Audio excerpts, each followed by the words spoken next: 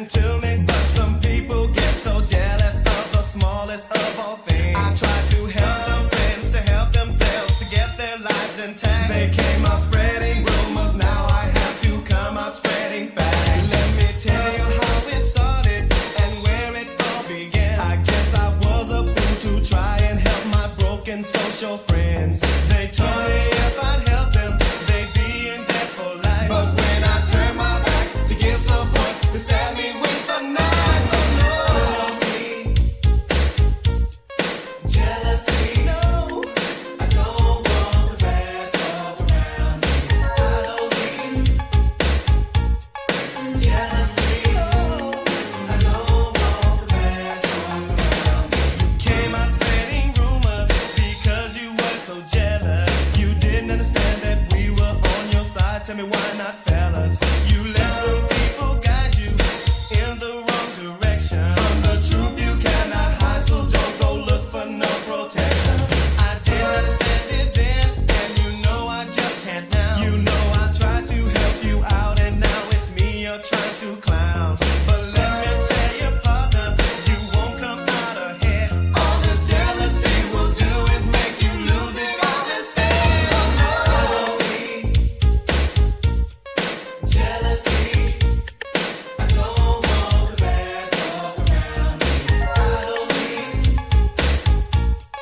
jealousy. I don't want the bad talk around me.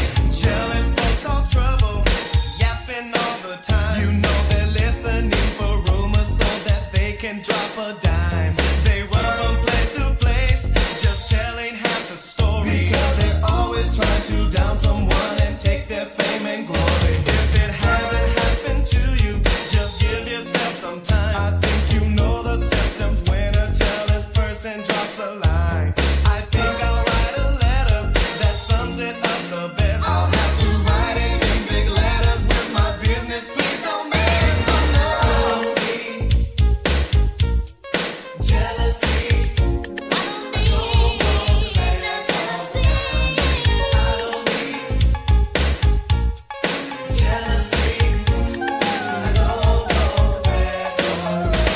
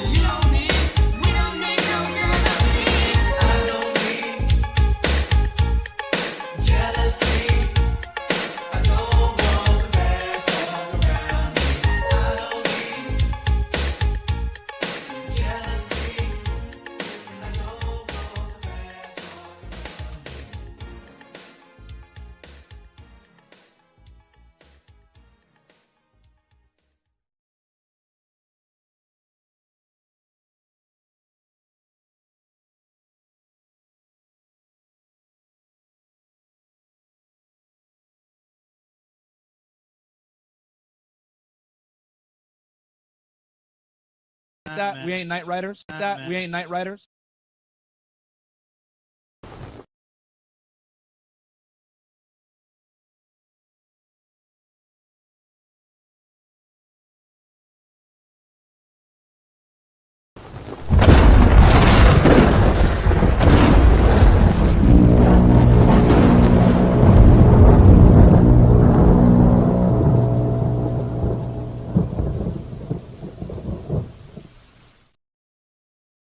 Welcome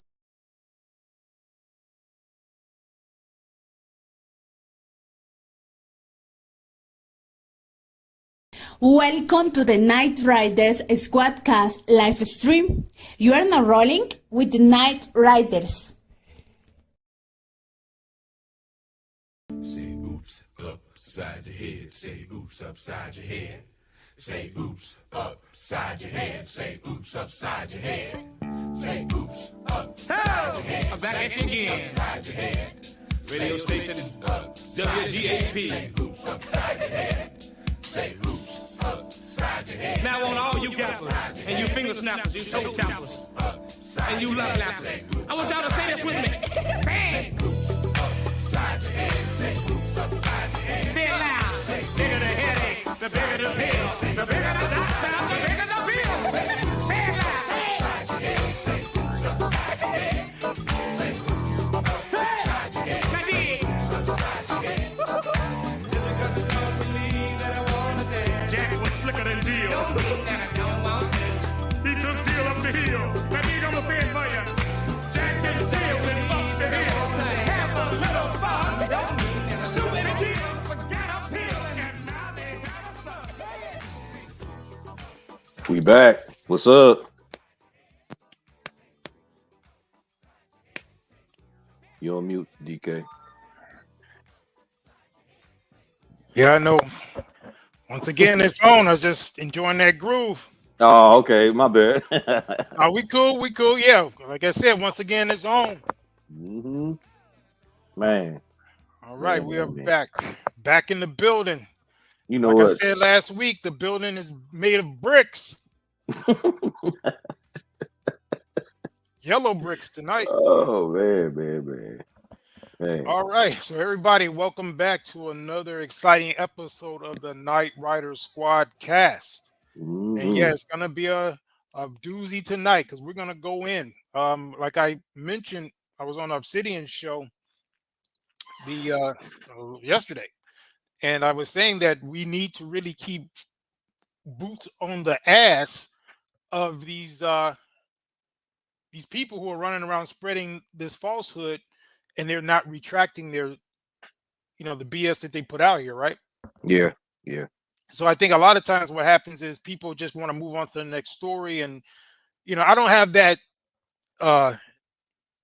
situation over here where I'm just like the ambulance chaser, just trying to find the next hot story. I can kind of let things marinate a little better, because a lot of people, they're doing it for the bucks, and they're chasing, with the hot topics. And again, it's not like we're not gonna address hot topics or things like that, but because I pretty much finance this myself, Mm-hmm. I'm not beholden to go on anybody's standard to try to keep up with what's going on like that. And if it's something that I feel is important enough to focus on, then that's what I'm going to do. And I feel like this particular situation is very, very important because it highlights something that I feel is a problem, which is the denigration of the black man image. Yeah. Especially when there's something that's false, right? I mean, there's enough dirt and things that have soiled the image of black men. Number one, because you have whatever some particular deranged individual does, somehow it's always distributed to all black men, right? As opposed to the inverse, when someone who's a black man does something positive, you never see that dynamic. Nope, never. Right? So, especially when we have a situation like this where there's someone who was outright lying and just capitalizing off of that particular situation, and to have so many black women co-sign it, and Simps, which is what we're going to kind of focus on tonight, because we give the business to the banshees, but we got to give the Simps some of this work as well. Oh yeah. And when you have these situations where these people are just literally making stuff up, and all of the different people who have just co-signed this nonsense, enough's enough. And from my point of view, when we have a platform such as this, and every other gentleman, people who have larger platforms, people who are been out there, they've been covering it, and that's cool. But the point that I made on a Obsidian show was we need to double back like a fat broad and just really deal with this stuff, not just in terms of doing a story or two, but kind of raising it as a particular situation that we need to stamp out, Yeah. and throwing it up in the face of people who always try to play the victim. And when it comes to a situation like this, they are the main ones that are basically drumming up all of this negative press. But when it's found out to be a fraud, those people are nowhere to be found. Yeah. Yeah. So that's kind of what I want us to do tonight, is really just kind of deal with this situation. I'm going to take care of this in a certain way, but check out NYC in the building. Hey, what's going on, What's up, NYC? NYC? Yeah, write them back because Yeah, I'm doing it now. yeah, good to see you in here, bro. But yeah, we're gonna definitely have a good one tonight. But before we get into that, I'm gonna let you kind of give us your rundown in terms of your experience at the conclave, real quick. Yeah, it was fantastic, man. Yeah, it was both learning, experience. It's a beautiful thing. Being there, connect with my brothers, and building and just just being camaraderie with my brothers, man. That was excellent, excellent. It was put Yeah. together really well. Oh yeah. Shout out Before to- you go any further, were you able to get in with no problem? Oh yeah. So the Yeah. door, so you were good, right? Your ticket and everything was good. Yeah. Everything was copacetic. Yep. All right, cool. I was worried that the penguin was gonna pull a fast one, but anyway.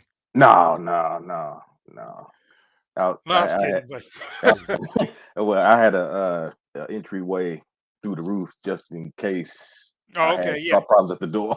yeah. You would have had to switch to your uniform, Right? Yeah. But yeah, man, shout out to Shannon Rawls, man. He put it together and he was pretty much the glue of that whole event, man. Shout out to him, man. He did an excellent job planning and Mhm. keeping everything running smooth and effective, man. Shout out to him, man. Shout out to all my brothers that was there. That's cool, man. I'm happy to see it. As I told Obsidian and them, I said, I couldn't make it, but I definitely was with you guys in spirit. Definitely. I really like to see that type of building and camaraderie. Yeah, me too. And man. yeah, so that was good. And I appreciate some of the feedback that I was getting as far as from the pictures that I was seeing. Was looking good. Oh, speaking of which, the picture you sent me. Mhm. And before we go any further, you got some explaining to do, okay?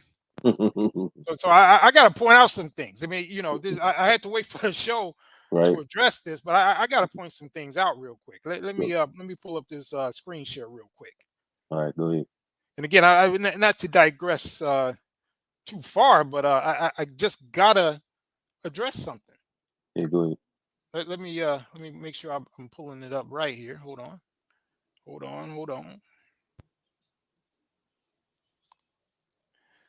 Okay, so let me pull this on the screen. All right, you know what?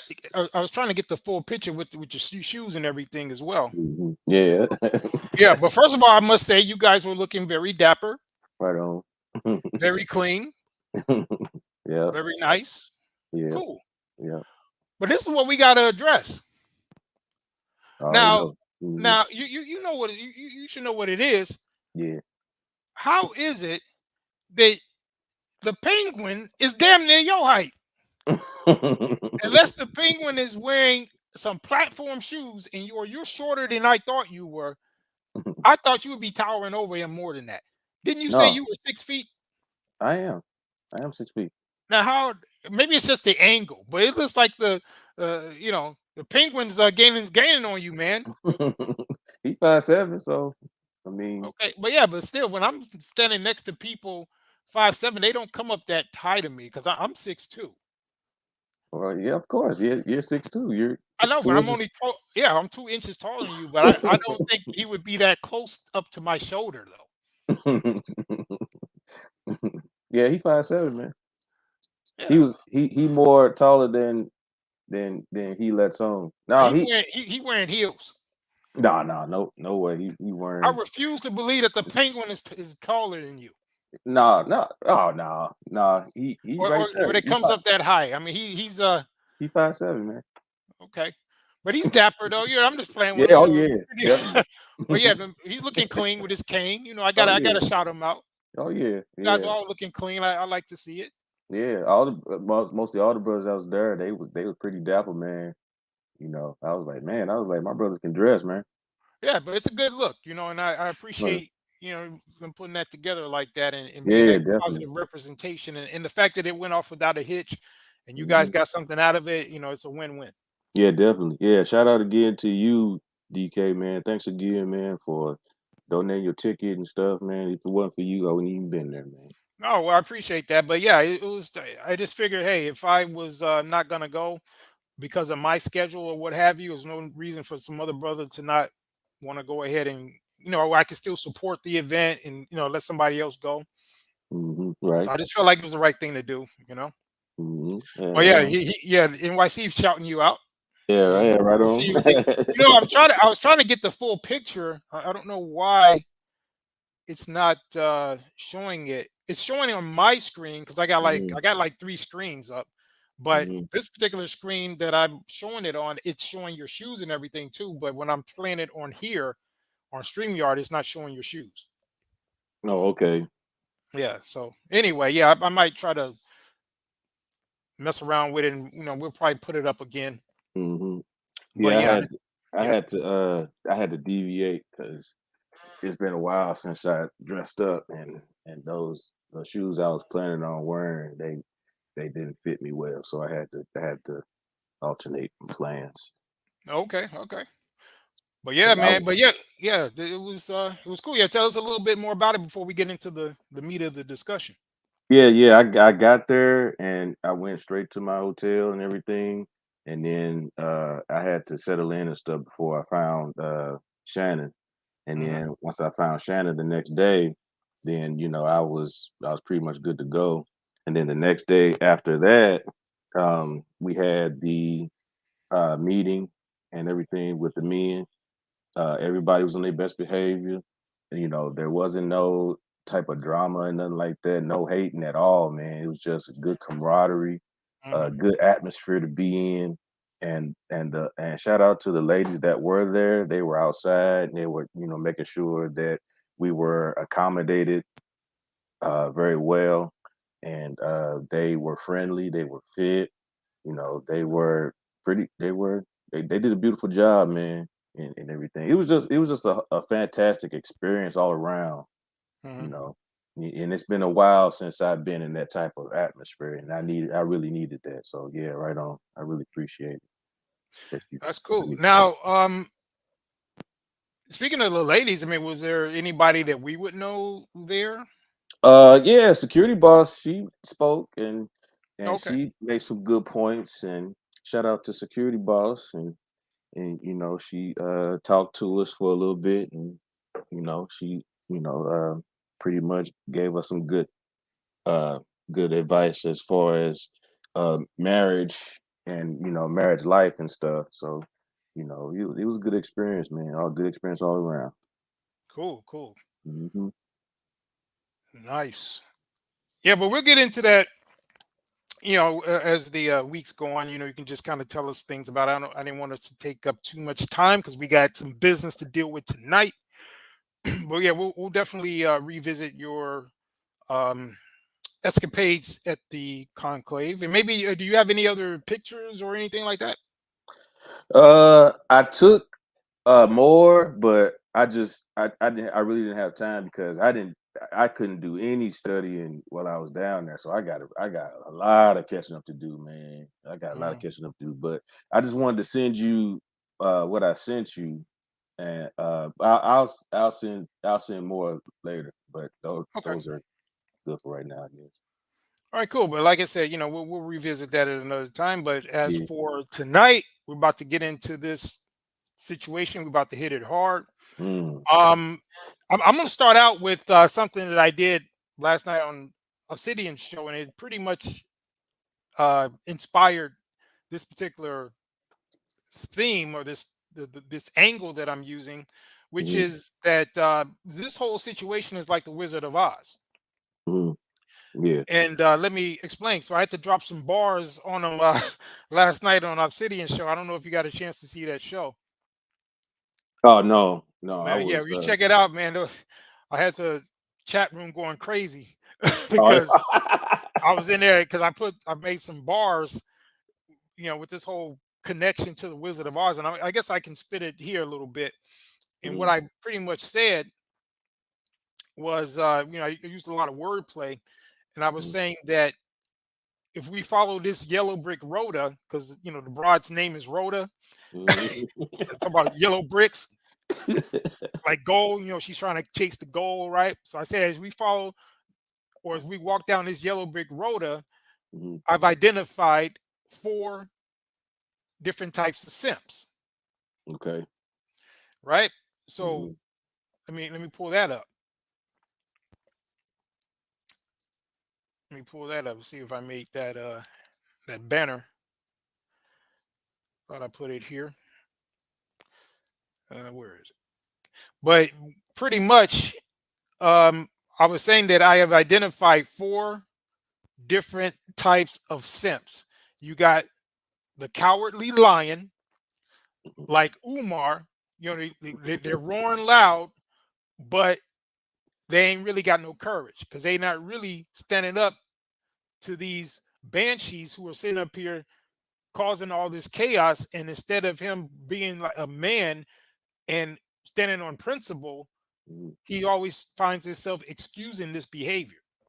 mhm, So mhm, that's the cowardly lion sim where they out there, Mr. Pro Black, right? mhm. Yeah. Talking all this high stuff, but at the end of the day, they're actually cowards because he knows where he gets his bag. He knows where his Mhm, bread is buttered. So he's not going to rock that boat. And he's going to talk all this talk, roaring loud, but he's really a coward.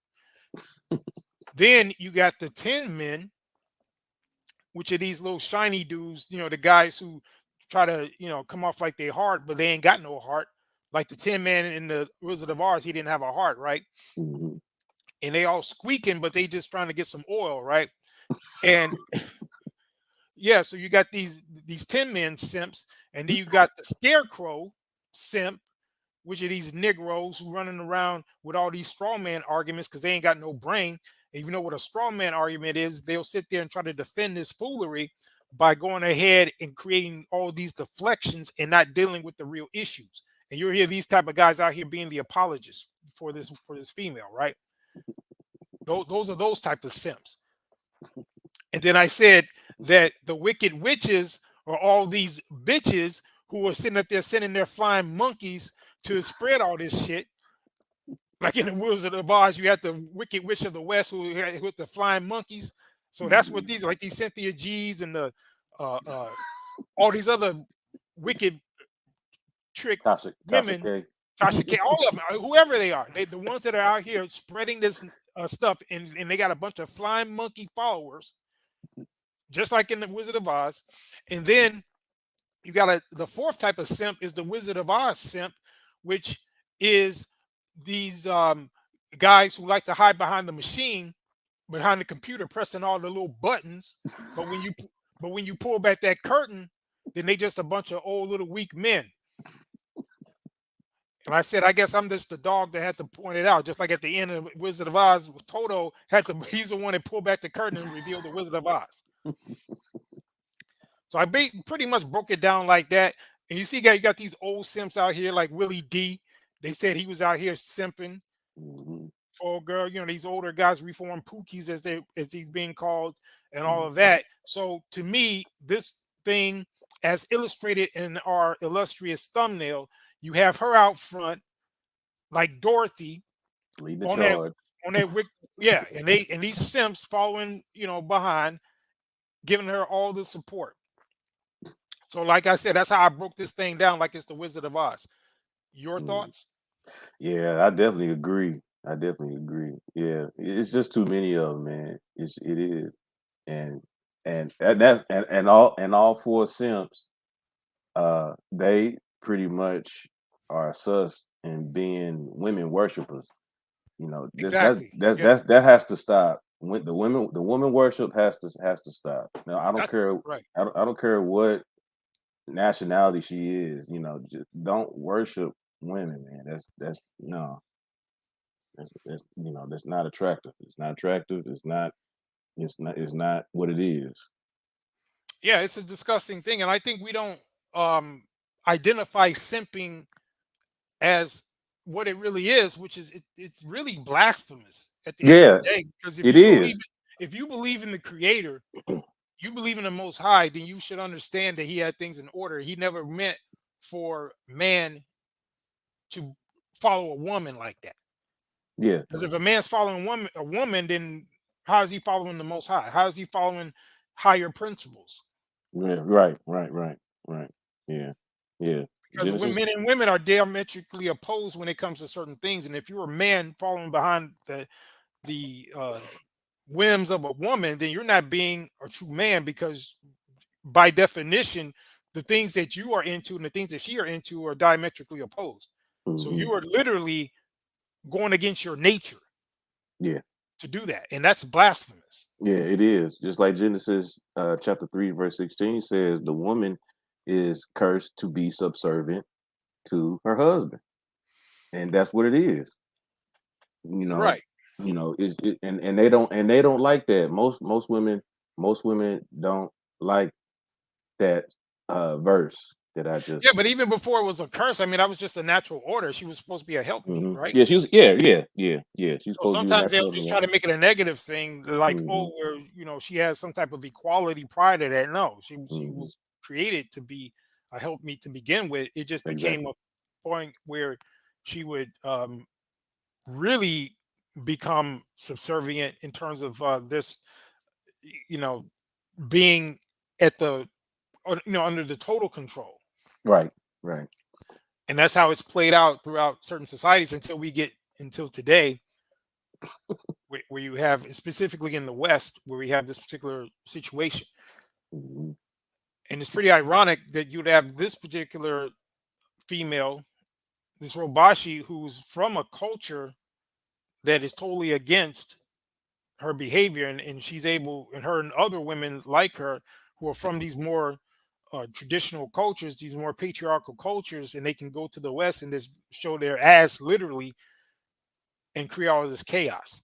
Yeah. Yeah. If she was back in her own country and she tried to pull some junk like this, oh, they'd have put her down for real, for real. Oh yeah, definitely. Hmm. Isn't she on the run? I heard she was on the run or something. Is that true? I no, I don't know. It could be, but from what I heard is that she's under investigation for the fraud. I think some people started to investigate the fact, because obviously, she started that GoFundMe under false pretenses. Oh, This yeah. event never happened, and like I was saying in the comments that I made for this show, I Yeah. was vindicated last week. I don't know. I know you were busy last week. Did you catch the broadcast last week? I wasn't available. Yeah. Well, I mean, yeah, I was going to ask you about that. The reason why you didn't get a chance to check in. Yeah, I wasn't available. Yeah, but I was just saying, if you get a chance to watch that show, because I pretty much hit the nail on the head in terms of my assessment that this Mhm. was a fraud, and I knew Mhm. from jump. Now, Mhm. when I first saw the video where she was in the clinic or wherever she was, I think within the first few seconds, I was thinking, maybe this happened, and if it is, this is a super simp that would hit a woman just because Mhm. he won't get a number. And then Mhm. as she went on, and her demeanor and what she was saying, I was like, wait a minute. This is some Mhm. BS right here.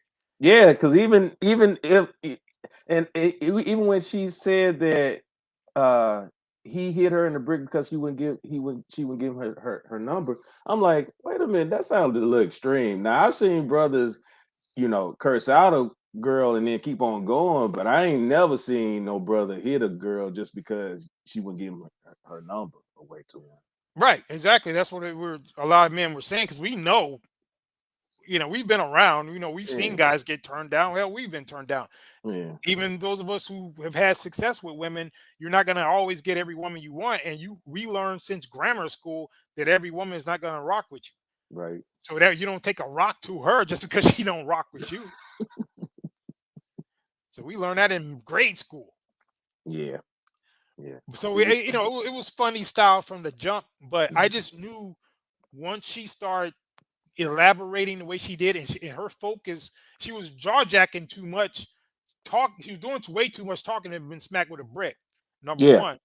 And the Yeah. other part of it was her wound was not consistent with getting hit with a brick. I mean, Yeah. I'm like, it I was ain't just see all no these little blood. things. Yeah, right. No blood, no breaking of the skin that I noticed. Just a And clown. on last week's show, I showed an example of the fact that what happens if somebody get hit with a brick. And here you go. Watch this. Cops say a convenience store clerk was hit in the face with a brick when robbers came in demanding a code to the cash register. Police in Phoenix are trying to identify this suspect, who they say went into a Circle K around 2 a.m. one morning with another person and attempted to rob the place. They say she struck the clerk on the ground until she got the PIN number to open the cash register. Investigators say the suspect stole cash and other items from the store. The victim was treated on scene by the fire department but didn't go to the hospital. Cops say they have already arrested a person involved in this incident. 24-year-old Alize Jenkins is charged with aggravated assault with a deadly weapon, kidnapping, and aggravated robbery, according to online court records. She has not entered a plea to the charges against her and is due back in court next month. But this suspect, who police say attacked the clerk, remains unidentified and at large. Anyone with information is urged to contact the Phoenix Police at 602-262. There you go. So you look at who you see hitting people with bricks. It's women. And you notice how that woman fell out when she hit her with the brick? Yep. She wasn't. You think she was up jaw jacking, talking crazy like old girl? No. And she was down hit for the by count. a woman. Now imagine Yep. a man hitting a woman with a brick. Yeah. Our fist will knock out a woman. Yeah. And you think you're gonna hit a woman with a brick and she gonna be up running her mouth like that? Give me a break. No. Even when the times when we hit them with our like an open face slap, Yeah. they gonna be humbled. I learned as a kid because when I was maybe 7, 8, 9, I didn't care. Anybody could get it. You know, if somebody was messing with me, I would hit a girl and a dude with the same amount of force. Right. You know, when you're young, right? But Right. then then by the time you get a little older, you like 9, 10, you realize I can't hit these girls like I hit these guys no more. I can't, because I realized how much stronger I was than them. You know, because like if you get into something with a dude and you push him, you know, he push you back or whatever. And I notice I push a girl and she go flying somewhere in the bushes somewhere. I'm like, damn, I can't. You know, you find out real quick. You know, you're like, wait a minute, I can't. And then you like if you get into it with your sister or something, and you know, I'm like, man, I can't I can't be hitting on her like this. So we realize, huh? I used to mush my little sister head. Yeah, but you figure out other things to do because, like I said, when I was maybe 7 or 8, I mean, I didn't care if somebody was messing with me. I was just, you know, I didn't, you know, because you at that age you don't understand the difference between girls and boys quite yet, right? Right. But I think right by the time I turned 9 and 10, then it started to dawn on me that girls were different. You know, you do the same thing to them that you did to a boy as far as just pushing them or something. They fall down crying. I'm like, I can't be hitting them like I'm hitting these boys. So you got this woman talking about she got hit with a brick, and it's like she got time to run her mouth complaining about other people not helping her. And that was the other thing that was a problem, was the fact that she was putting so much emphasis on what the guys were not doing. It just reeked of just propaganda. Yeah, it is. And the way that she was ranting on about black men not protecting her and everything like this here, that was way over the top.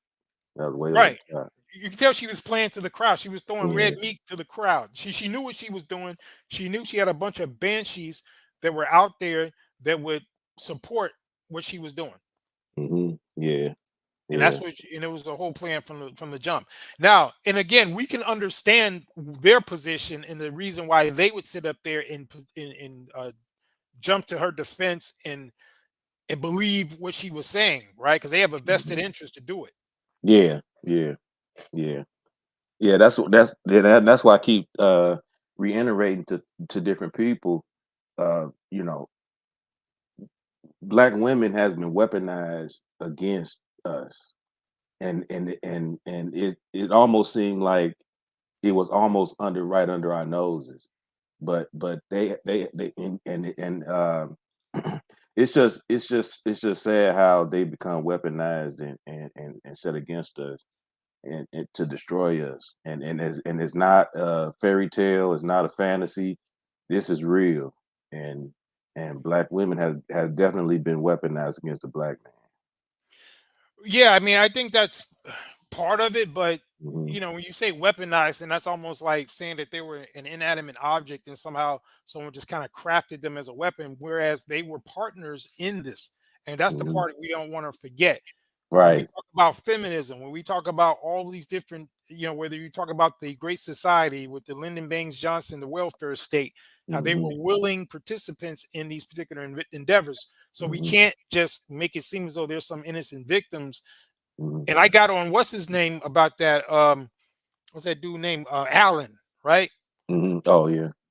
And yeah, we ain't forgot about him. So we got some stuff coming down the pipe. So I just want you guys to know Hmm. I kind of put some things on hiatus because I was still had him under the microscope on my main channel.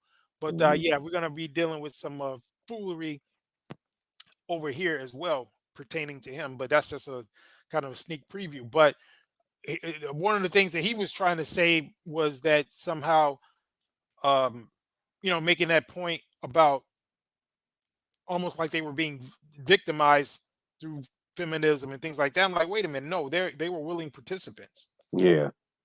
Yeah. And Yeah. I They pointed were. out the fact that there was a black woman by the name of Michelle Wallace, who let herself become a meat puppet for this woman called Gloria Steinem, Hmm. who was a CIA operative. And what she was doing was writing. She was a ghostwriter for this woman. They used this black woman, Michelle Wallace, as a front. She had a magazine, and she would Michelle Gloria Steinem would ghostwrite some of the most toxic anti-black male stuff, and they would publish it. They would put Michelle Wallace as the face of this publication, this particular feminist book that was, I think, started um, back in the 70s. And she Hmm. also wrote a book called Black Macho and the Myth of the Superwoman. You can look that book up, Okay. and she's the author of it. But there's a wide belief that Gloria Steinem pretty much penned the book. She was the ghostwriter, and Hmm. and she got a chance to unleash all this racist, anti-black male dogma that they were using this black woman as the face of it. But she was a willing participant. And then Hmm. subsequent to that, you had all these other second wave feminists that came out, like you know uh, uh, Alice Walker and all the rest of them. You Hmm. know, all these feminists. Yeah. Yes. It's too many to name, man. It's a lot of those women or females out there that's Yeah, going you with can the throw rhetoric. Oprah in there too. All of these women Yeah. who we would consider were putting out anti-black male propaganda. And it's funny how a lot of these modern black women now seem like to overlook all of that when we have all kind of documentation showing, like the movie Color Purple, and which Hmm. as I mentioned, I believe that was by Alice Walker. Hmm. And you have all of these other particular publications and shows and movies that were put out all through the 80s and 90s. Yeah. They were meant Yeah. to denigrate the black man image. Yeah. Yeah. Yeah. They was doing it through movies. They was doing it through TV show series. Through music. They just found a way to brainwash and weaponize is the best way that I can describe it, because when you do that, you are indeed forging a weapon. You're forging a weapon to hurt the other party. So that's the best way I can even describe it, is weaponizing. Yeah, I would agree. Like I said, that was a part of it. I didn't say that Hmm. you were wrong. Yeah, it's part I of was it. saying Yeah. it's part of it, and the reason why I framed it like that was because it's not as simple as them just taking some inanimate object and making it Hmm. a weapon. Hmm. It Yeah. was more like a partnership, to be honest. It's like Yeah. they pretty much forged an alliance to undermine the authority of black men within the black community and to denigrate through propaganda. And that's another thing I pointed out on Obsidian show. I About last year, I showed them who came up with the term propaganda. It was this guy by the name of Edward Bernays, Mm-hmm. who was the nephew of Sigmund Freud, and he Mm-hmm. wrote a book on propaganda. And it's basically warfare, just like when you have wars go on in these different, whether you want to talk about doing World War II or whatever, they had whole divisions and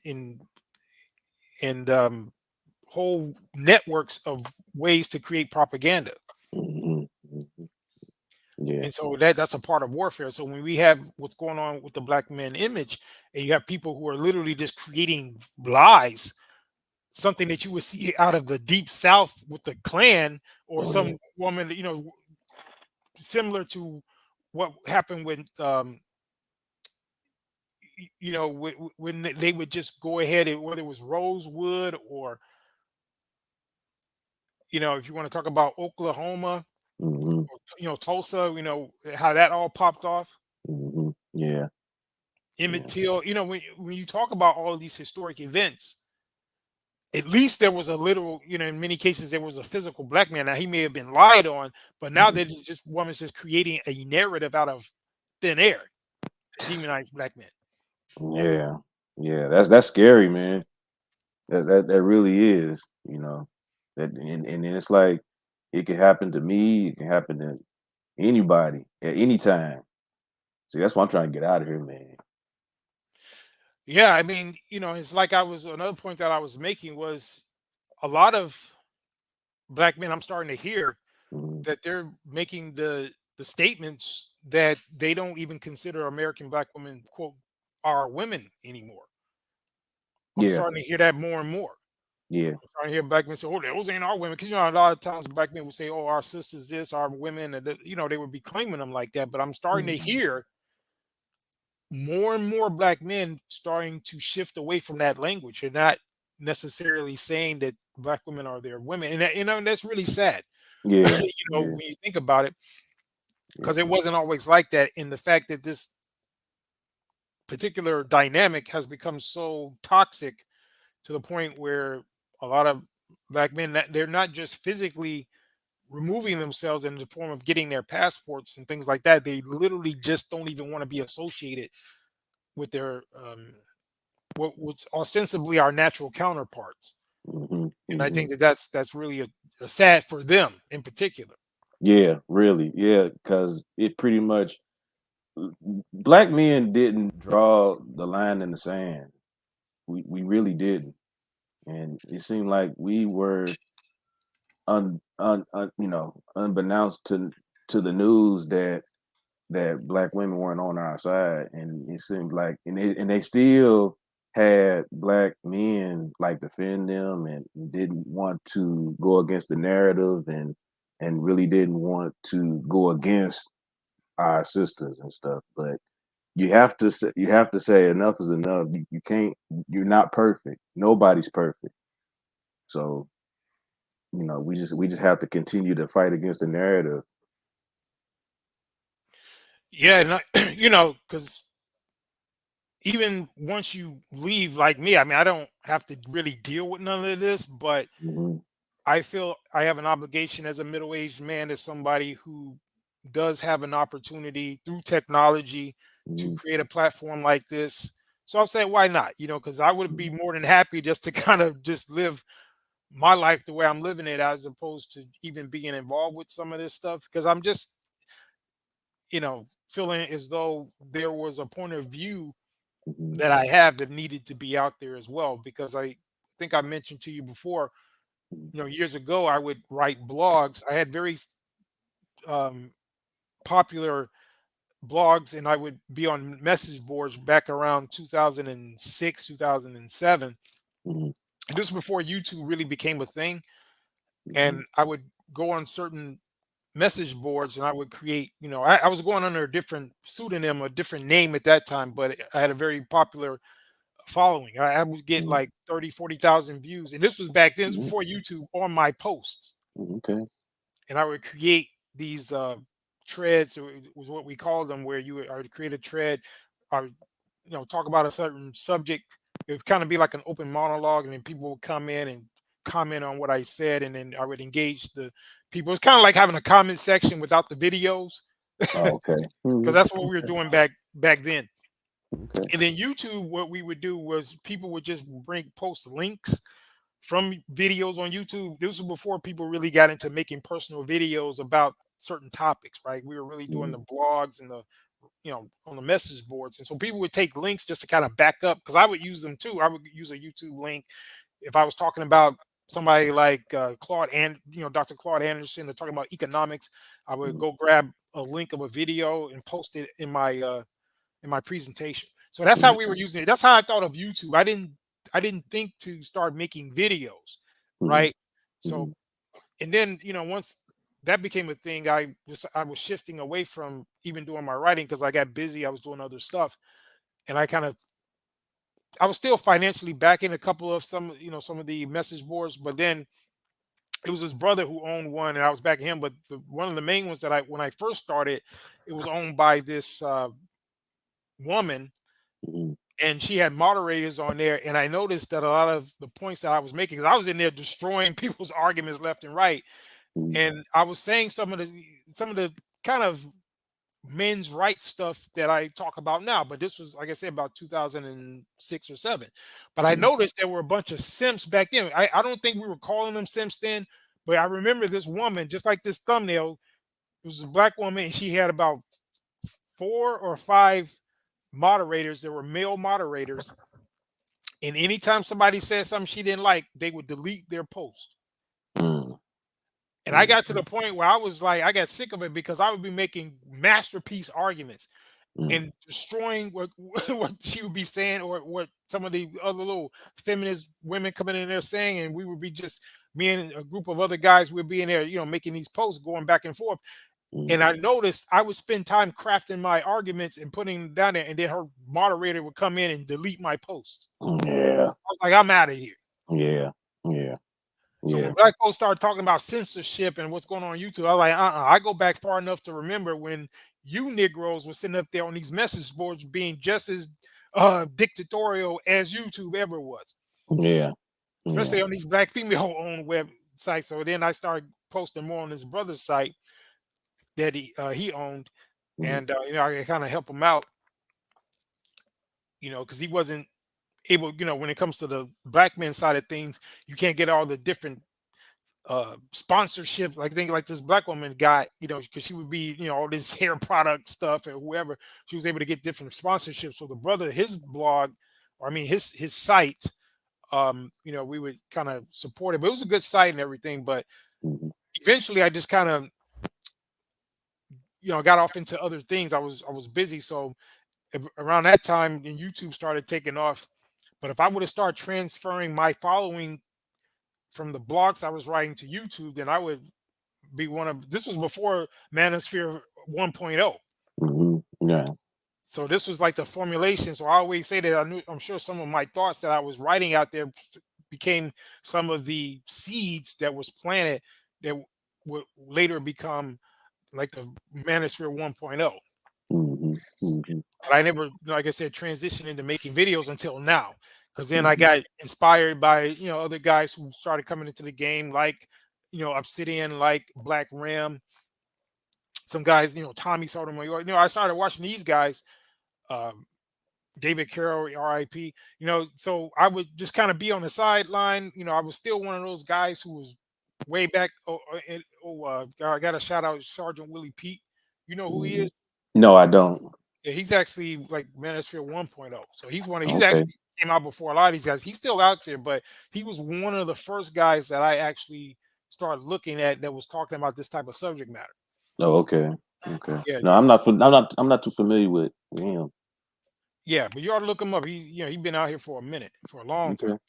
Okay. But yeah, I just wanted to point that out. But I do want to get into this whole thing about the simps, right?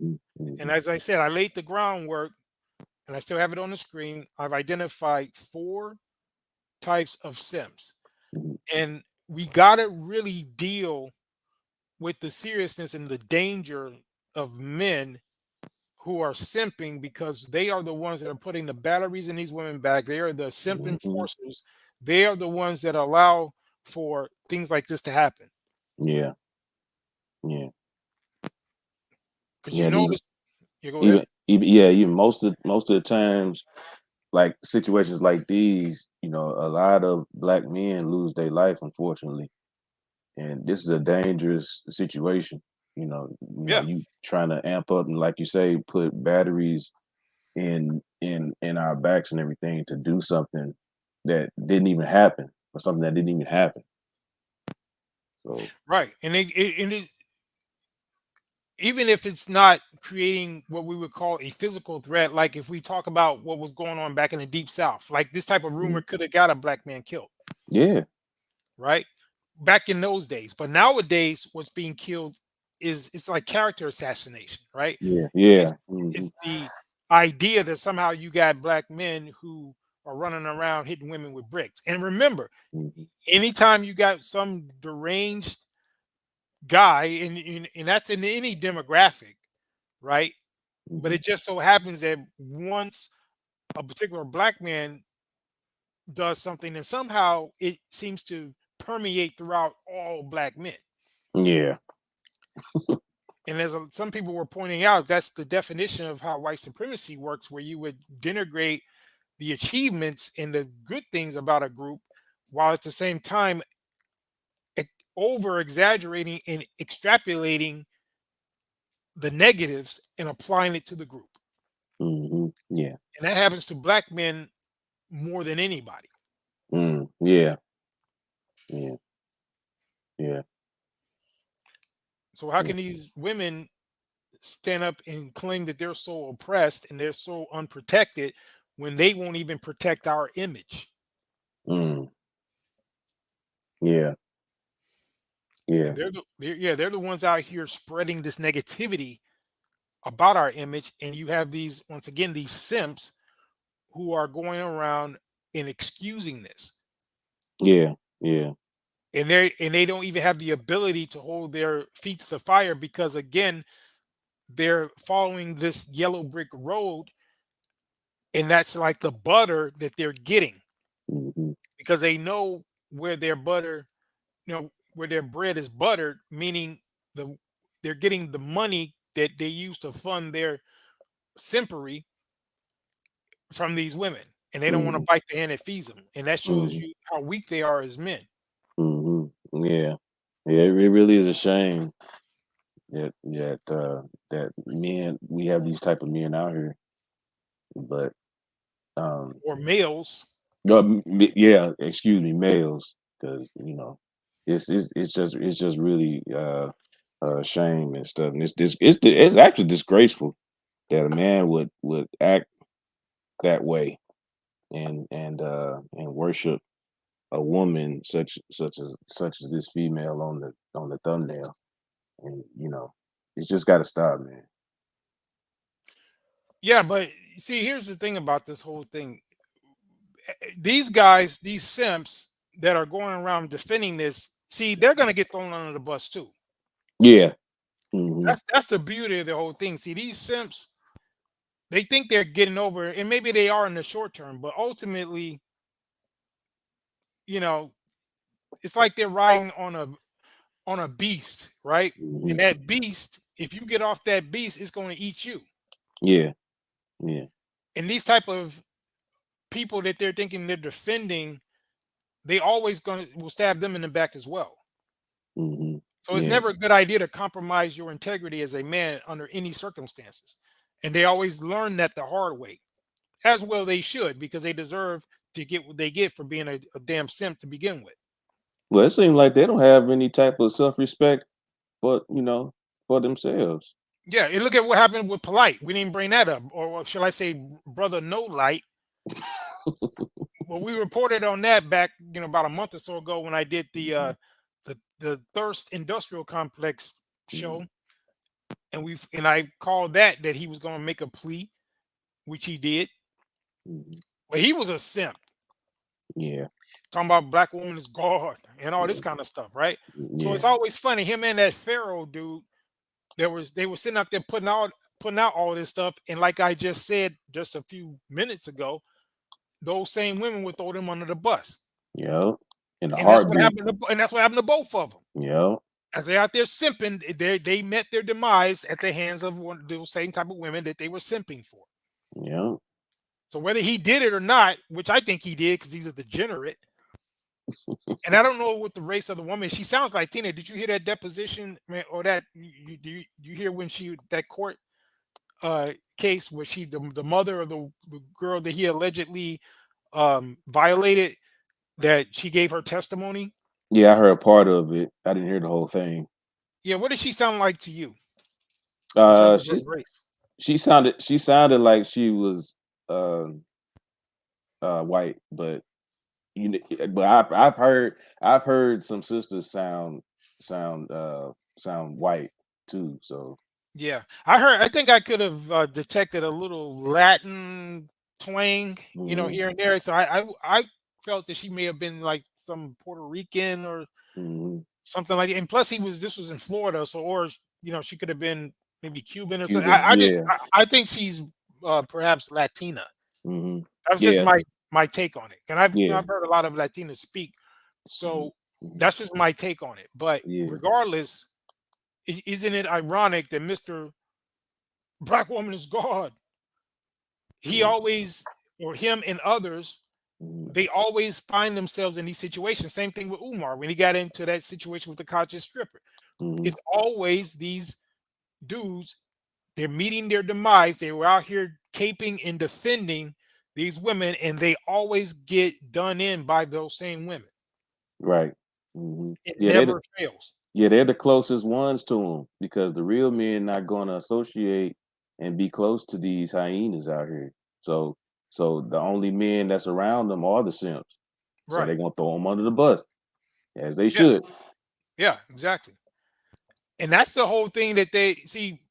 The women who are out here complaining, like your Cynthia G's and the rest of these clown broads, they're complaining about the simps. They're complaining about the hookies and the ray rays. Because could you imagine a decent, self-respecting guy dealing with Cynthia G? Hell no. She's dealing with a damn simp. Yeah.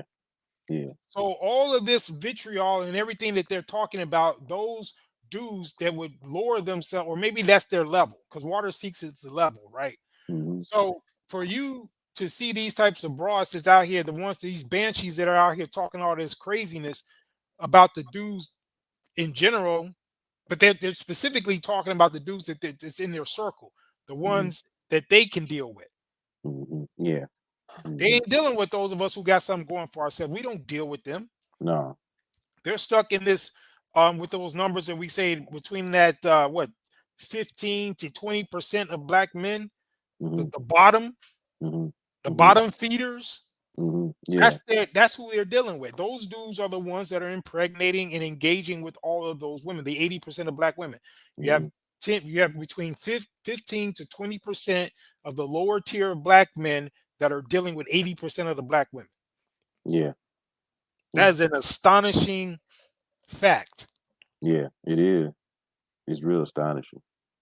And I looked at the numbers. I would pull it up now, but because you have to deduce the numbers just by looking at the black men, that the percentage of the ones who have children to the ones that don't, and looking at the percentage of the black women who have children. And then when you crunch those numbers, you notice that there's a big discrepancy between the number of black women who have children and the number of black men.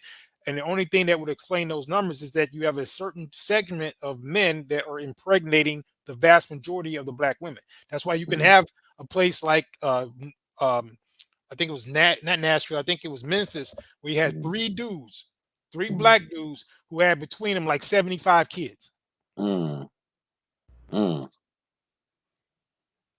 Yeah. Now, how the hell are you going to get something like that unless you got these women going around all sleeping with the same guy? And you've known situations like that. Yeah. I've known of broads who've had let me give you a good situation. Let me show you this is an example to the point that I'm making. This is a real life, real world example. This is something that I dealt with. I was in my 20s. Mhm. and I happened to meet this lady. Right, I was at Mhm. a because I had a friend. I think they worked at a little bar around the way, Mhm. and I went in there one night and met this lady. You know, she was nice looking, nice body and everything. So we hit it off. We start talking, start dancing and stuff. And one thing led to another. We got to exchanging each other's numbers and start kind of dating. Right Mhm. now, this particular lady, unbeknownst to me, she had a child by a guy because I knew she had a child because like I said I was in my 20s because I think she had one child Mhm. and I was in my 20s at the time, so I was like, oh, okay, whatever. She looked good enough. I would date a single mother back then. I was just dating her, right? I wasn't trying to marry her, Mhm. but I knew she had a child. But I come to find out that the child was with a friend of mine's. Um, so let me explain how it works. My One of my oldest friends, his cousin Mhm. was a lady, of course, and this guy had a baby by her too. Oh, okay. Yeah, and it just so happens that at the time I was working at a place where she worked. I worked I worked with my friend's cousin Mhm. at the time, Mhm. and he would come up there to pick her up and everything. Right, he was still kind of dealing with her because I think he had a couple kids with her, but the girl that I was talking to, he had one child with him. Mhm. So I know exactly who this guy is because I would see him Mhm. going to pick up my friend's cousin from work. Oh, okay. Yeah. And then one time me and her were on the phone Mhm. and we talking, and this fool come in there. Who you talking to? I hear him coming in, right? Who you talking to? And then he gonna snatch the phone from her. And he get on the phone with me. Who is this? I'm like, who is this? So we going back and forth, and now, mind you, I know exactly who this guy is. Yeah. I know exactly. He don't know me from a can of paint. But he's sitting up there going off on me, and then he goes, "Well, don't be calling here, man," because he figured like since he got kids with or a child with her, that he Mhm. still, even though I know that he's still messing with my friend's cousin. Okay. Yeah. So I've said, okay. So he hung up, right? I was like, man, if I was dirty, Yeah. he came up there to pick up, well, I can catch him slipping. Oh yeah. You definitely could have blew up the spot. I mean, or I could have caught him slipping. But the reason why, because I had respect for my friend, because my friend's cousin actually the one that helped me get the job. Yeah. Yeah. And so I didn't want to blow up the spot because she helped me get that particular job. She was an innocent bystander, but I could have snuck dude real quick because Yeah. I was like, this bum dude, because he had about 2 or 3 kids with her. He had Mhm. a kid with the uh, lady that I was dealing with, and Mhm. I think he had a kid somewhere else. Bum dude, a Mhm. straight Yeah. bum. And Yeah. then he got the nerve to try to dictate who she's talking to. Yeah. And that's Yeah. what these dudes do. These lowbrow pookie type dudes. And then, like I said, Mhm. I was in my 20s and I was young, but that was going on back then. Mhm. Mhm. Yeah. And that's what I'm saying. We all have been in. We know. And I got other situations that whether I was involved or there was other guys that I knew that went through a certain situation where you had this one dude who was you knew had babies by a bunch of different women. Mhm. Mhm. Yeah. Yeah. Do you Yeah, think? Do you think? Do you think other nationalities of women do that? Like share, like have like an abundance of men like that, I haven't seen it. I haven't observed, and I've or been around. I've been in many different cultures, and I have yeah, not seen that dynamic, even with other me black either. demographics. Yeah, I've not seen it quite like that, where yeah, you me have either. a woman, where you have this specifically if you're dealing with a multiple baby daddy situation, because Right. we've been talking about the men who have multiple children, right? Hmm. Which Hmm. is a problem. But you also, which is ridiculous, you have women who have multiple baby daddies. Yeah, yeah. Like five or Yeah, 4, 5. I'm like, dang. I'm yeah. like, I've not even in Latin cultures, even yeah. in cultures where the women are really sexual, Hmm. they still tend to be more protective with regard to their, having children. Yeah. And they may be sleeping with a lot of guys, but they don't have children. Yeah, they don't have children, right? That's the factor. That's the big difference.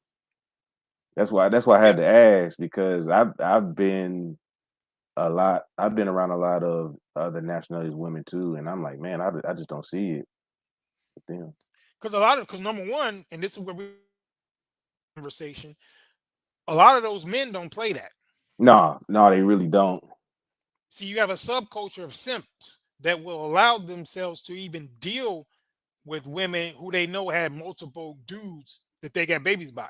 Yeah. See, the woman, and that was one of the few occasions in my life that I dealt with a woman who had a kid. Because, like I said, I was in my 20s, and our chemistry was such that we just hit it off like that. I knew she had one baby. Now, I didn't know at the time when I first met her that she had the baby by this bum dude. Mhm. I found that out later.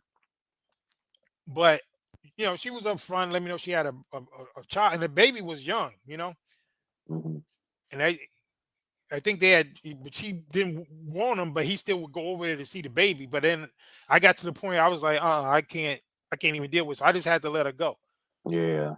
Because I was like, I ain't dealing with this. I'm not getting involved in no triangles, because I'm gonna wind up killing dude or something, because he start talking crazy to me Mhm.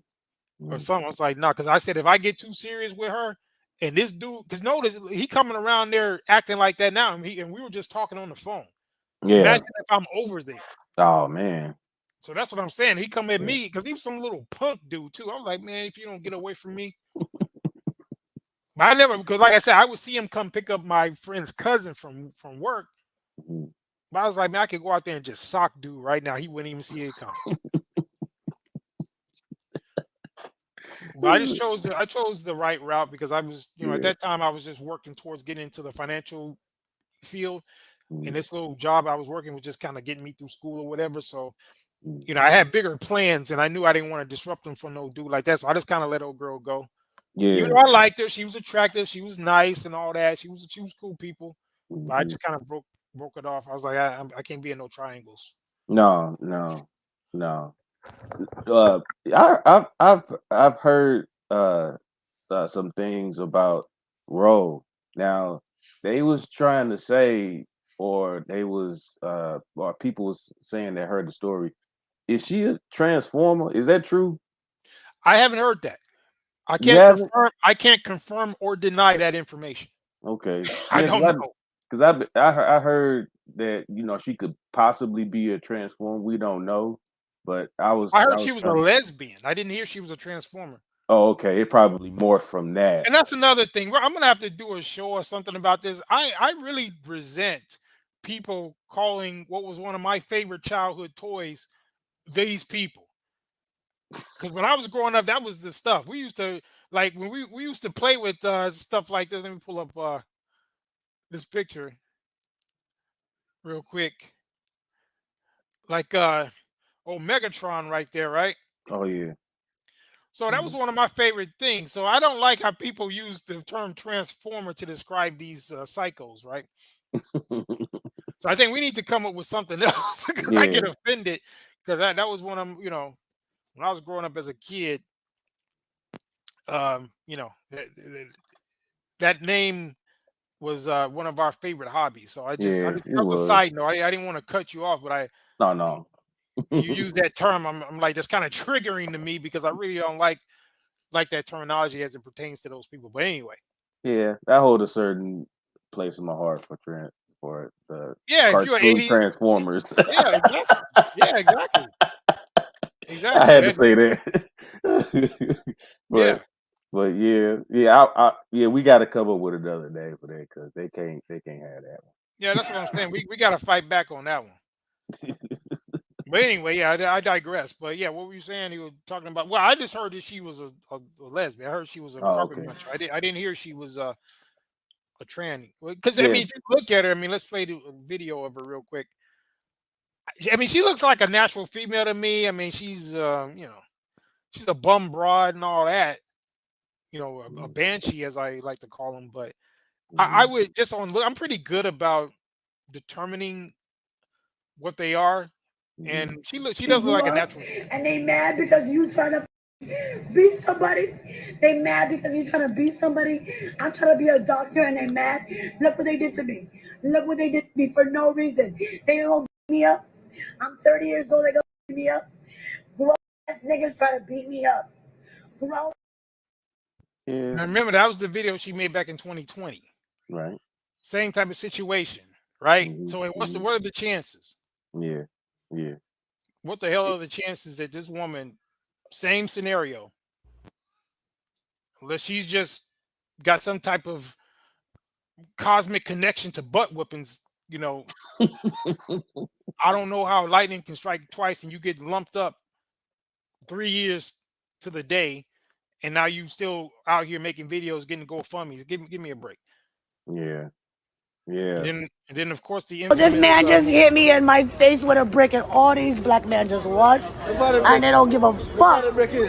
Yeah, this man hit me, fucking grabbed a rock, and it hit me in my fucking face. And all y'all just fucking watch. Y'all see that shit? Y'all see that shit? What do y'all wanna do? I want y'all to be a man. I want y'all to be a man and fucking do something. Y'all gonna let. You know what someone pointed out? You see how steady that camera is? Yep. She ain't shaking, she ain't crying, she just, her whole thing is, oh, what y'all ain't did. Yeah, your hand is definitely gonna shake from the adrenaline rush. Yeah. If So you got hit. yeah, If when you you really look at got this hit. whole thing, yeah, by the time I saw that, I was like, oh yeah, this is complete bullshit. Yeah. I just think that we've been given the whole audience in general has been giving her more attention than she deserves. Right. That's the other part of it too. And again, it's like when I use the Wizard of Oz analogy, it's those Mhm. wicked witches, Yeah. or as I say, those bitches with their flying monkey followers who are putting this out here, constantly putting out that narrative. That's what gave it legs. Yeah. That's how she was able to get that money, because of them. Mhm. And then you got the Mhm. simps, the simp contingent in there, the cowardly lions, the 10 men, the scarecrows, and the old simps, the Wizard of Oz. Mm. And the thing I don't like about the old simps is that they want to sit here and apply what was a standard in their day when women behaved a lot better, Right. like your Steve Harveys. You see, when I call them the Wizard of Oz, that's like your Steve Harvey type guys, right? Mhm, These mhm. old guys who still talk about, well, you got to treat a woman like a lady and all this. Or say, yeah, if they were acting like the way our grandmothers used to act, yeah, Right. maybe they would get some of that same treatment. Right. Right. But Yeah, you guys whole are, nother era. yeah, you guys are misrepresenting what these women actually are, and you're trying to make it seem as though they're being maltreated, like somehow they're being these docile, demure little defenseless creatures, and we're just Mhm. sitting up here, these bad old men, being misogynistic and just putting them down, and they're just resting in their femininity, and we just come and attacking them. No, true femininity neutralizes aggressiveness in a man. Yeah. That's And facts. that was the one of the points that I made. I said, if you notice, how in the hell does a woman get hit with a brick? And now again, I didn't believe it, but I was like, just trying to, for the sake of argument, trying to logically break it down. I said, for Mhm. that to get to that point, she clearly did not try to de-escalate the situation. No. I said, for first of all, if you're seeing somebody as a woman, how are you going to stand there and watch somebody pick up a brick without you running and screaming in the other direction? Yeah. If you're Yeah, sitting up right. there and you got to the point where he could hit you with a brick, that means you was running your damn mouth and you was out of order, to the point where he smacked you upside the head with a brick and you didn't even see it coming. So I knew right up front it was even if it happened, she still wasn't a victim like she think, like, like she's trying to portray herself. Mhm. She was Yeah. provoking the whole situation for that, if for it to go down even the way she tried to proclaim it did. Yeah. Yeah, you can see the entitlement all through the video. You can Right. see it. And she tapped into that Jezebel spirit that's in these women because they can feel entitled as well. Mhm. Yeah. That's the reason why this thing was able to spread and go viral, because she tapped into the same mentality that a lot of these women have. Yeah.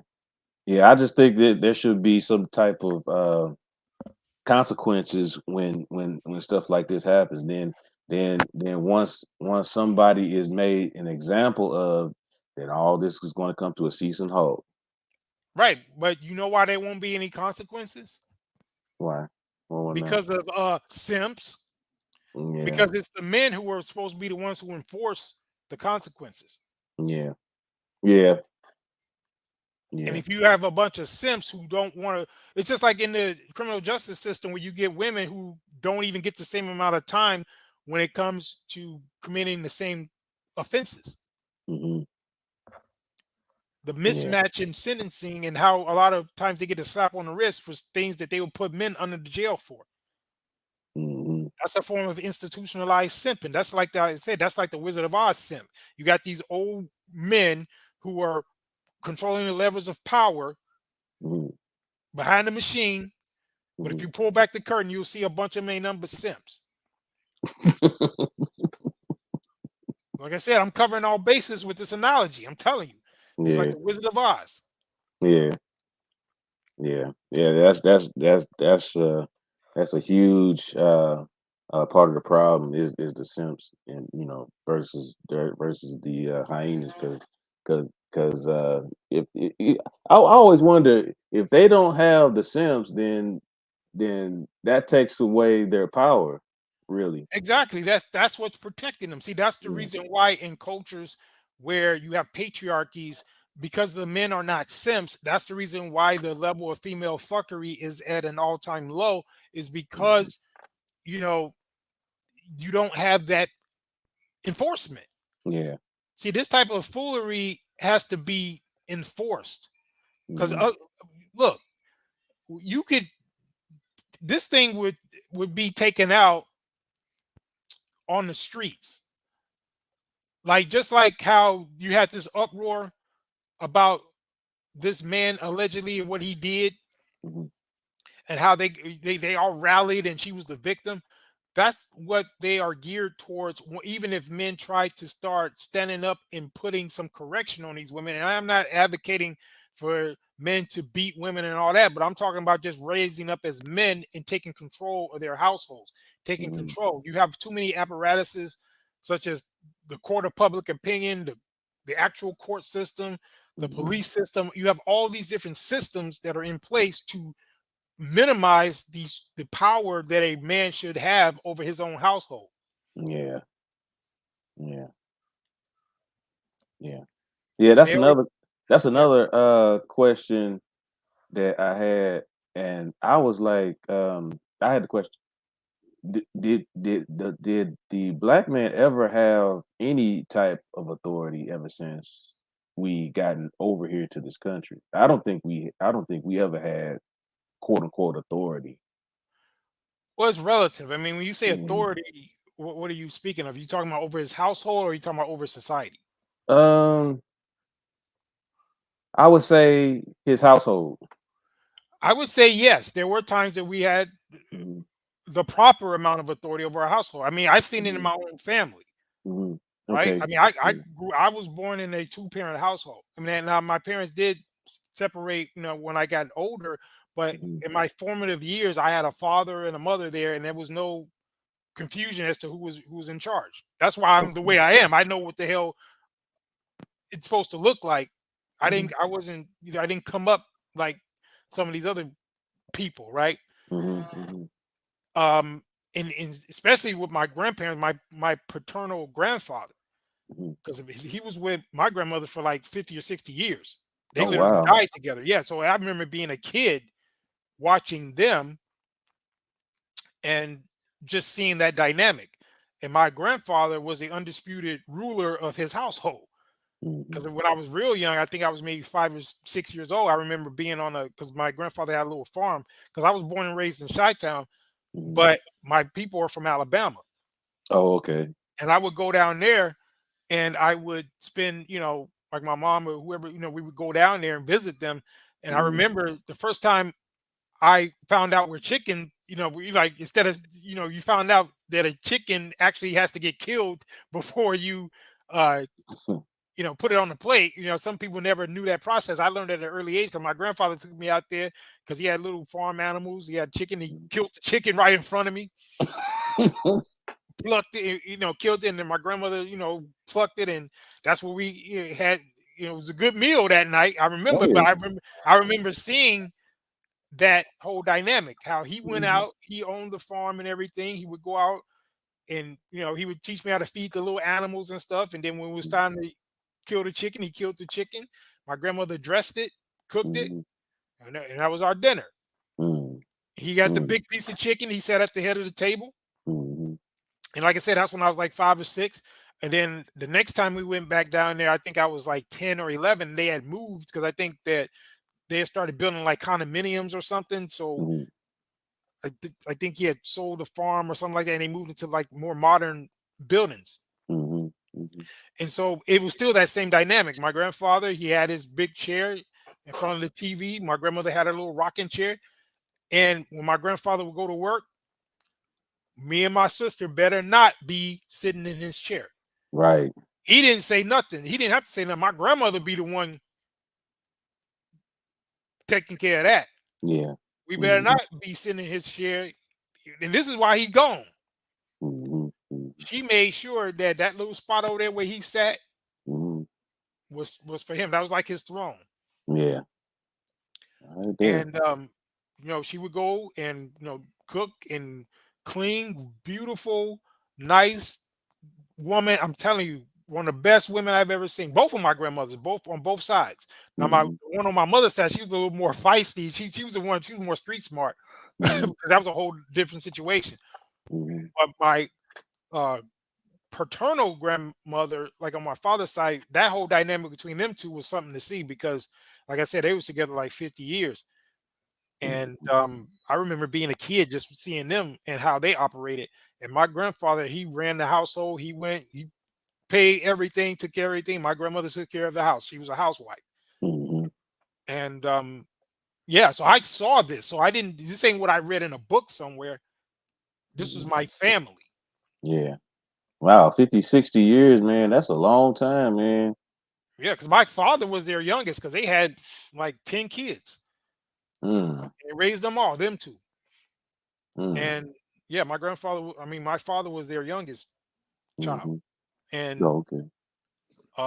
yeah, it was a beautiful thing. I just remember that with fondness. And so some of us don't have no delusions in terms of how this thing used to be. Because Yeah. we talk about those statistics where the black family was stronger than even white families. The marriage rates were higher. I know you've heard Yeah. that before, right?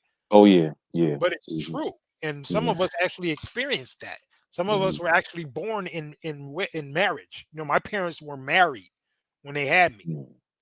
I wasn't the product of a single mother. Now there was times when we were they were separated, and but even then I had my family was so strong that I always had uncles and strong men around me, blue Mhm. collar salt of the earth type men that were Mhm. a part in my life. So I always had strong men around me, even if my father wasn't around. Mhm. I there were uncles and other men around. Yeah. Mhm. And so, but definitely during my formative years, I grew up in that two-parent household because Mhm. my parents were married when they had me. So Mhm. Mhm. so some of this stuff is foreign. Like when I see these people with this single mother dynamic and the results of that and the type of men and women that produces, it's like some type of science fiction movie. It's ridiculous. Yeah. Yeah.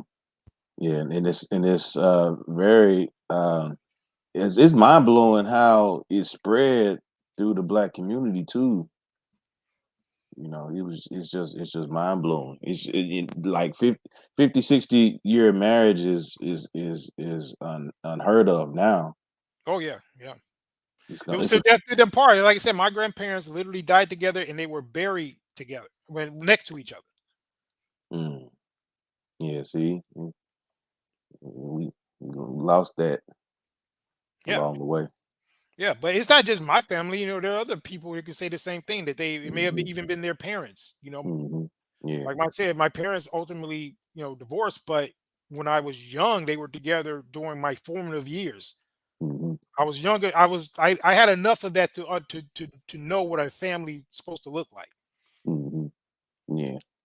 Yeah. And if I didn't get enough from that, then I certainly got it from my grandparents because they, like I said, they were together my whole life, and even when they passed, I believe my grandmother passed first, and then shortly after my grandfather passed, because it's like they say when someone's together that long, we knew my grandfather was not going to last too much longer because once you are bonded like that with someone, they normally die close to in proximity to each other. Mm-hmm. Yeah. Because you spend that 50 years or something with somebody, you know it's hard to live without them. I guess at that point. Right. Right. Yeah. Yeah. Yeah. I've heard of a widow or widower dying of a broken heart. That's a real thing. Yeah, because they were Mhm. young. I mean, I was still young because they never knew me as an adult. They died. Rest their spirit, rest their soul. Mhm. They were wonderful people. I'm Mhm. sorry I wasn't down there when they passed because how old was I when they passed? I think I was 14, Oh, okay. 14 or Mhm. 15, whatever. Yeah. Mhm. Yeah. Yeah. I never knew my grandparents. No set of them because you got neither on your mother or father's side.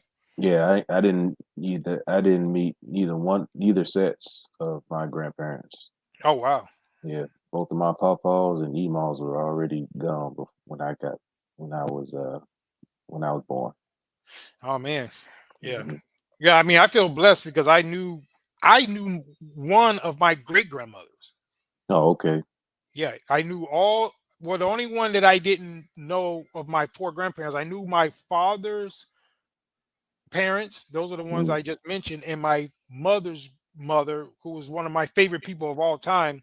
Mhm. My grandmother on my mother's side, but my grandfather on my mother's side, I only met him, I think, once because he died when I was young. But I think I was only in his presence, I think, when I was real young. Okay. But that's a whole Okay. nother story with him. But Mhm. Um, but I technically met all of my grandparents.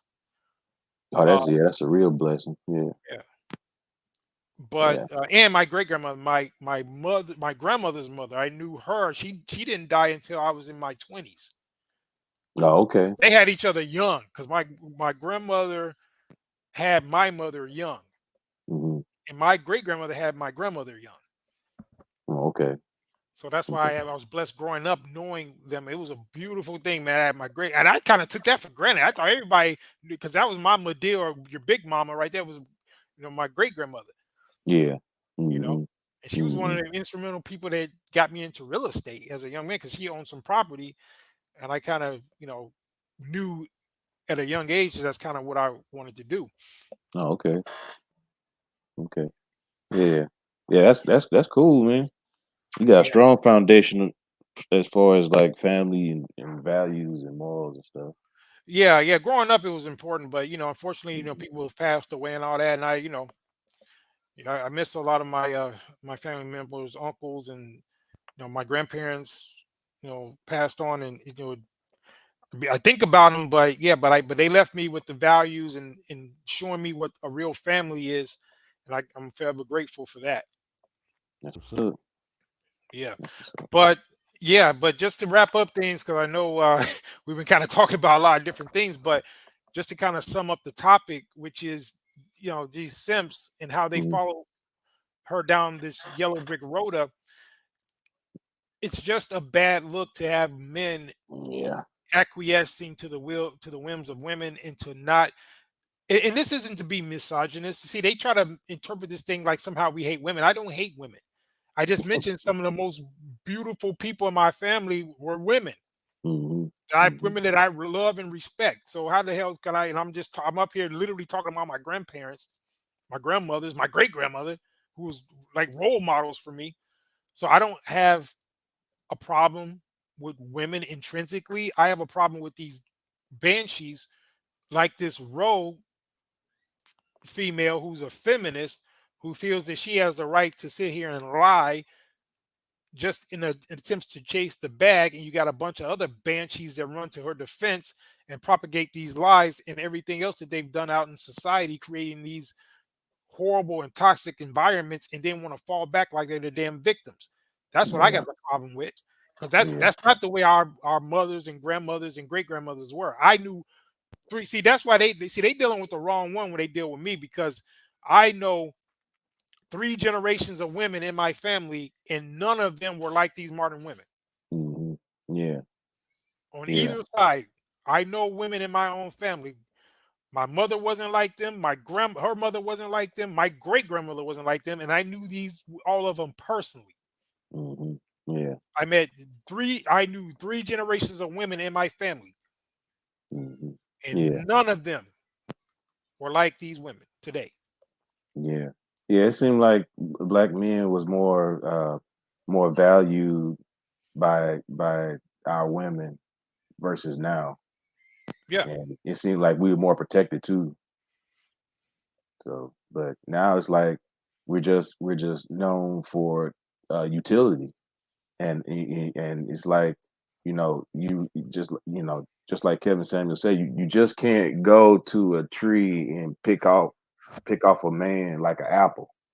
When I see when I be watching Thon Lexi's podcast, Black Life podcast, and he does Kendra G reactions and stuff, they ordering men like they at fast food or something, man, like they at Burger King or something. It just doesn't work that way. yeah. They've been taught through feminism to devalue and dehumanize men. It's like I was bringing out earlier how this was all a ploy, and a lot of the black women were used as mules and meat puppets for an agenda, and they were used as these front people to Hmm. usher in these specifically anti-black men narratives, and come out with these publications and come out with these movies and all of that. And they were willing participants because they felt that they were being powered. Hmm. Yeah. But what they're actually doing is making themselves less powerful and making themselves more vulnerable. Because Yeah. now men, and like I said earlier, men are checking out, and they don't want to even claim them anymore as their quote women. Mm. And the only thing that they have left is these damn simps. And at the end of the day, simps, and this is where the women don't understand, because I pointed out before that the simps often get undermined and stabbed in the back by these women, but the women also get stabbed in the back by the simps, because at the end of the day, they're both using each other. Yeah. Because the Yeah. simps ain't really about that life either. They're just Mhm. trying to use them for whatever they can get. Yeah. Yeah. So Well, they'll maybe. throw them under the bus as well. Some of the biggest misogynists are simps. Yeah. Yeah, they are. Yeah. Look at And and, Polite. and Polite they. is a perfect example. See, I would consider Polite a simp, Mhm. but look at, if he's guilty of what I believe he is, that he did this thing. Look what he did to that little girl allegedly. Look how Mhm. abusive that was. Yeah. And Now, they does that seem proud. like somebody? Does that seem like somebody who thinks that the black woman is God? That he would sit there and do that allegedly to a girl? Mm. He can't Yeah. value women at all. The fact that look at how he operates. Right. So again, they use all these talking points just to manipulate. They try to front like they elevate women and all that, but deep down they want to degrade and denigrate them, just like the men that they claim to condemn. Look at Umar messing around with strippers, Mhm. piling around with women like what's her name, Sukahana. Mhm. Yeah. Yeah. Now, Yeah. how much respect can you have for women if that's the type of caliber of women you're dealing with? Have you ever seen him associated with a really classy woman? I've never seen him No, really partnered with what I would consider a classy woman. because she wouldn't have none. A classy woman wouldn't have nothing to do with him. Yeah, but for all his accolades and for all his being the prince of pan pizza, I mean the prince of pan Africanism, Yeah. for all of that, he still has not been able to be a proper representation of what he proclaims as far as being this vanguard of the black community. Because I would Yeah. imagine that you're supposed to be um, an example in terms of your choices of mate. Yeah. Yeah. As far as his caliber and his credentials, I wouldn't even. If I had all that, I wouldn't even associate myself with somebody like Contra Stripper or or that other chick. Yeah, that's what I'm saying. I'll be ashamed, man. Right, but if in the mind of a simp, it doesn't matter. Yeah, A they simp is don't like, care. yeah, it's like an alcoholic, right? An Mhm. alcoholic would drink any type of liquor. It doesn't matter. He just wants the alcohol. He would drink some top shelf stuff. Mhm. He'll drink some malt liquors, some Mad Dog 2020. He don't care. He just want the alcohol. Or the vanilla flavoring in the cabinet. Yeah, exactly. Yep. Yeah, they'll take that too. Oh, Right? shit. He doesn't care. So you take these type of guys, they're womanizers, they're simps, they like you said earlier, they worship women, they're over sexualized, and Yeah. they you've noticed those type of men, they always want to equate women with some type of food, like calling vaginas cookies and all this type of stuff. I mean, a bunch of sickos, right? And they're always very objectifying in their language. Mhm. Yeah. Yeah. It's, So these type of guys are dangerous yeah, they are. They are. They really are, man. because they are the ones that enable women like this broad to get away with that. And they proud Simps too. Yeah.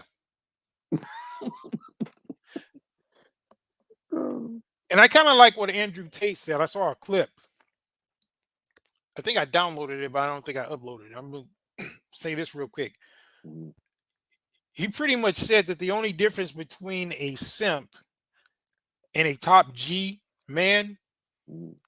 is the fact that because they're both generous in terms of like if you because I'm like that. You know, if I find the right type of woman, I don't mind doing stuff for her.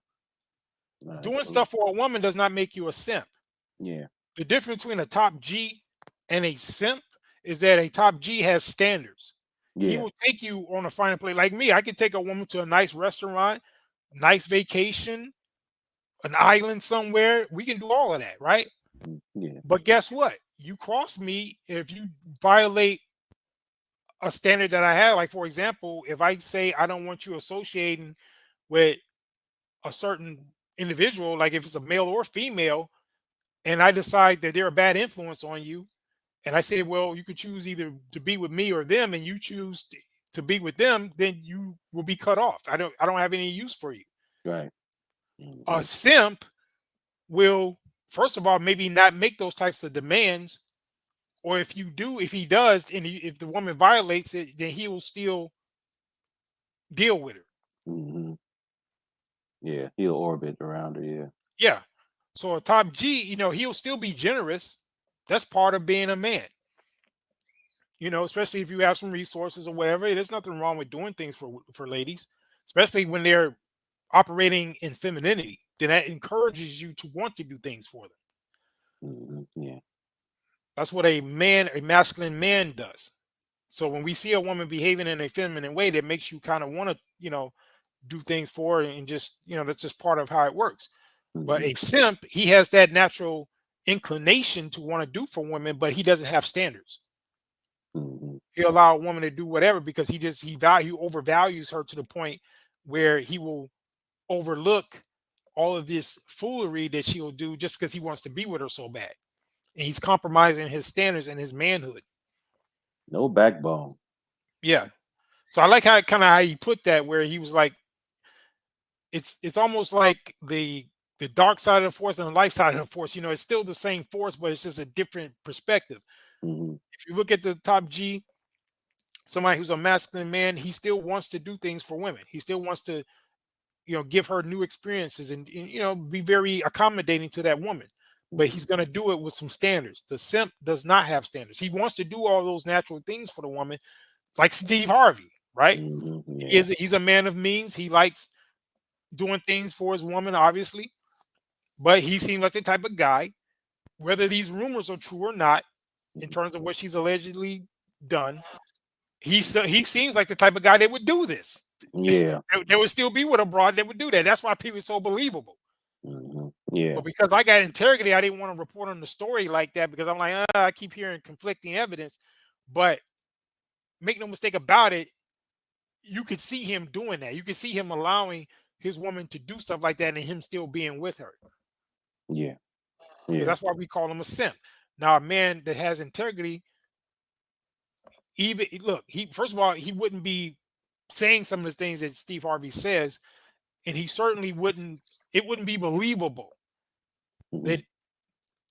that this would be going on. Like a man that you think of that we don't consider to be like a simp, but a man that got some integrity, you couldn't spread that kind of rumor about him No, no. because people are like, nah, that don't seem like the type of dude that let that happen. Yeah, yeah. And then when she was when the brick incident initially happened and she was recording it, it was like all the guys was just standing around not saying anything. They should have been saying like, yeah, we saw you wasn't doing this or you wasn't doing that or you antagonized this man or something. You should they should have said something, man. They should Right. they should have nipped it right in there in the bud and because that's all she was. That her total goal was to get attention. Yeah, but you know what? The way it was framed was that those guys didn't even see anything. She was in a club. She had a ski Mhm. mask on, covering up that because she had already. They said that she put some saline or something in her jar to swell it up, or she had already planned this out. And she was in a club and she had a ski mask on to cover it up. And then she ran out of the club. She pulled the ski mask off and just ran in front of those guys with that whole story, and then turned the camera on. That's literally what happened.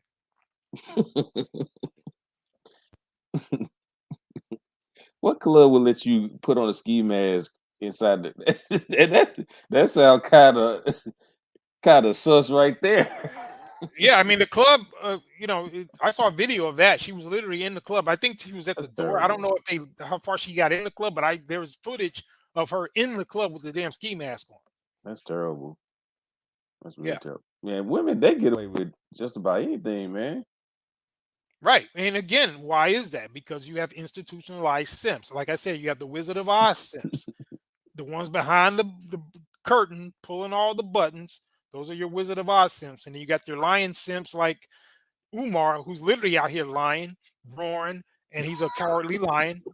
And you got the 10 men, the players and all that, but they really simps. They shining and all that, but Mhm. they ain't got no heart. And you got your scarecrows, these little weak dudes that ain't got no brains and making all these straw man arguments and defending these women and all the foolery and fuckery that they're doing. So I think I stand vindicated. That Yeah. my analogy is 100% on the money. Oh yeah. Yeah, I definitely agree with that. I definitely agree with that. Yeah. But anyway, yeah, we're gonna wrap up the show. I hope this was enlightening for everyone that tuned in. Shout out to the people that's watching it live now. Shout out to the people who are gonna watch it in the playback. I told you we were gonna hit you with some fire tonight. I hope you are not disappointed. But yeah, so do you have any last words? Yeah, men, just be mindful of the company that you keep. I know you can't judge a book by its cover, but feel a person out and stay out. Try or do your best to stay out of situations such as these. Don't be a simp. Don't be a woman worshiper. Just try to be the best man you can be. Always self improve. Yeah, I concur with that. And if all else fails, then you know what I say. I'm a big advocate of catching that plane, catching Yep. that flight. Get your passport Get that and passport. find you a place in this world where that type of foolery is not going on.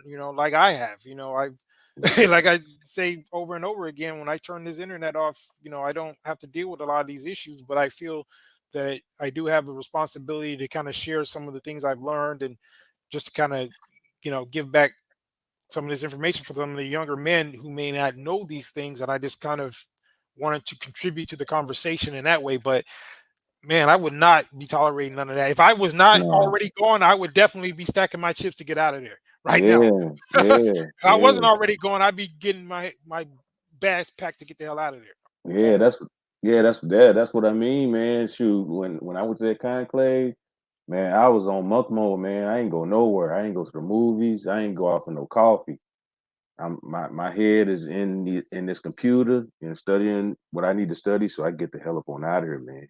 I ain't Yeah, playing. you gotta do what you gotta do, man. And then you find a little place in this earth that you feel is satisfactory to you and your standards, and you live out your life the way you can. If you want to, once you leave, if you want to kind of reach back like me, because I got to tell you something, I went a long time and I would just kind of watch on the sidelines, Mm-hmm. and it took me a while to decide if I was going to jump back into the fray and just set up a channel and start making content, because I Mm-hmm. really don't have to do it. Like I said, I'm not doing it for money, but I did want to get my points out here, and ultimately, I do want to see how far we can go as far as growing this and other little Mm-hmm. projects.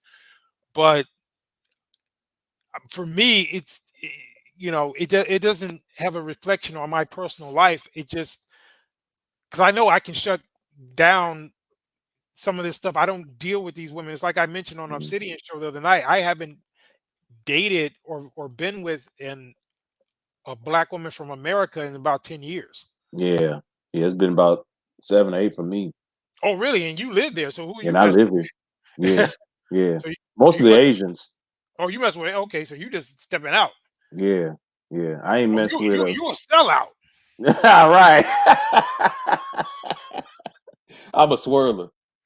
Yeah, but my preference is black women, but you know, phenotypically and everything. But I've been in different parts of the world where you can be with black women and they have the right type of attitude. So that's to me the combination that I like, because Mhm, I like phenotypically I prefer black women, but mhm. um I want them to be a certain way.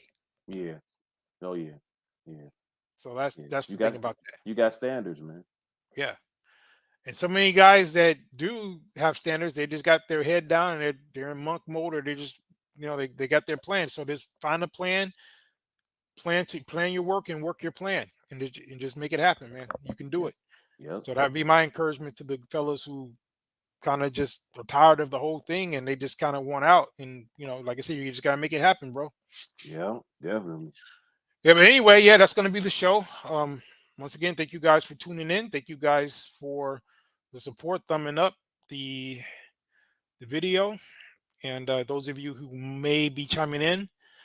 Yeah, I think NYC might still be out there listening. I think you wrote to him in the chat. He's normally pretty attentive, but But yeah, you yeah, was he's telling me about your family and stuff, and I like to hear oh there, stories yeah, like that. I like to hear stories like that, family togetherness, as far as like the black community and stuff. We yeah, just we just lost our way with that, and it's just time to go. It really is. There's nothing left to say, and it's just time to go. yeah. It's cool, but yeah, it's just about doing what you got to do, no matter what. Just making a decision that's going to be in your rational self interest to make your life better. That's what it comes down to. Yeah. But anyway, once again, I'm going to wrap things up, and hey, man, it is what it is. I think that this was another classic Oh yeah. show. Oh We yeah. got, I got the points made that I wanted to make. So therefore, as I like to say, we're not just a podcast, we're a squadcast. And that's a very big difference. Mission complete. Over and out.